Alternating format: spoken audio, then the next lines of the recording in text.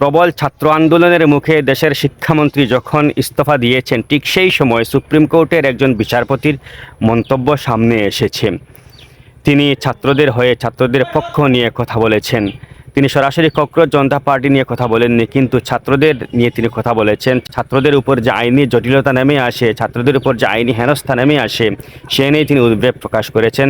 তিনি বলছেন যে ওই জায়গায় তাদের জামিন পাওয়া যায় না, তাদের জামিন নিয়ে যে জটিলতা তৈরি হয় সেটা নিয়ে তিনি উদ্বেগ প্রকাশ করেছেন।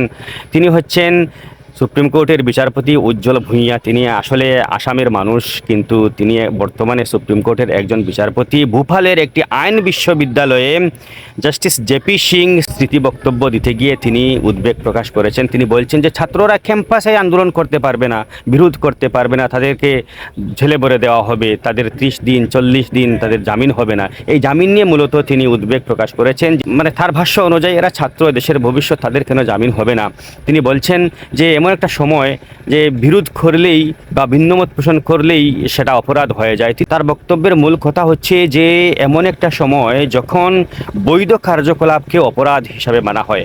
মানে আপনি বৈধ কোনো কাজ করবেন, বৈধভাবেই আপনি কারো প্রতি ভিন্নমত পোষণ করবেন, কিন্তু তারপরও সেটা অপরাধ হয়ে যাবে।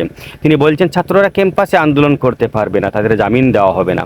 তিনি বলছেন যে 30 দিন 40 দিন তাদের জামিন দেওয়া হয় না। শুধু তাই নয়, গঙ্গায় যে ইফতার পার্টি হয়েছিল, চিকেন বিরিয়ানি খাওয়া হয়েছিল, যারা চিকেন বিরিয়ানি খেয়েছিল তাদের বিরুদ্ধে যে অভিযোগ এসেছিল তাদেরকে ঝেলে ভরে দেওয়া হয়েছিল।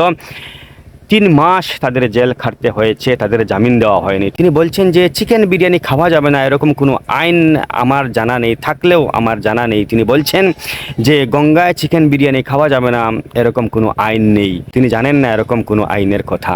তিনি বলছেন তাদের জামিন দেওয়া হয়নি, 3 মাস পর্যন্ত তাদের কোনো জামিন দেওয়া হয়নি, 3 মাস পর তাদের ছাড়া হয়েছে।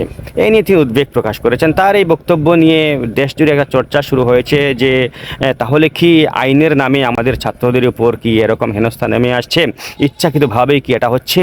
স্বাভাবিকভাবে এরকম প্রশ্ন উঠে আসছে। আসলে লাইভ লো থেকে বিবিসি হিন্দি এই নিউজটি করেছে, এটা কভার করেছে এবং বলছে যে এই নিয়ে সোশ্যাল মিডিয়া জুড়ে একটি চর্চা শুরু হয়েছে। তার এই বক্তব্য ধরে অনেকেই অনেক কথা বলছেন, নানা কথা বলছেন। তারা বলছেন যে ভিন্নমত পোষণ করলেই কেন অপরাধ হবে, বৈধ কার্যকলাপগুলো কেন অপরাধ হবে?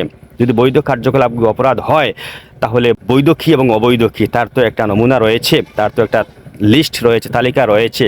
মানুষ বৈধ এবং অবৈধের মধ্যে কীভাবে ফারাক করবে, পার্থক্য করবে যদি বৈধ কার্যকলাপের কারণে কাউকে ঝেলে ভরে দেওয়া হয়? বিশেষ করে ছাত্রদের নিয়ে তিনি উদ্বেগ প্রকাশ করেছেন যে ক্যাম্পাসের ভিতরেও ছাত্ররা বিরোধ করলে বা আন্দোলন করলে তাদের জেলে ভরে দেওয়া হয়। মানে মোটামুটি তিনি বলতে চেয়েছেন যে ভিন্ন মত প্রকাশ করা যেতেই পারে, কিন্তু আজকাল হচ্ছে কি ভিন্ন মত প্রকাশ করলেই সেটা অপরাধ হয়ে যায়।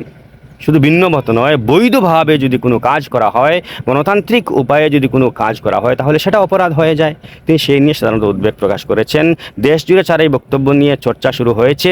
এবার আপনাদের চর্চা কি, আপনাদের প্রতিক্রিয়া কি, সেটা আমি জানতে চাই কমেন্ট বক্সে। ধন্যবাদ।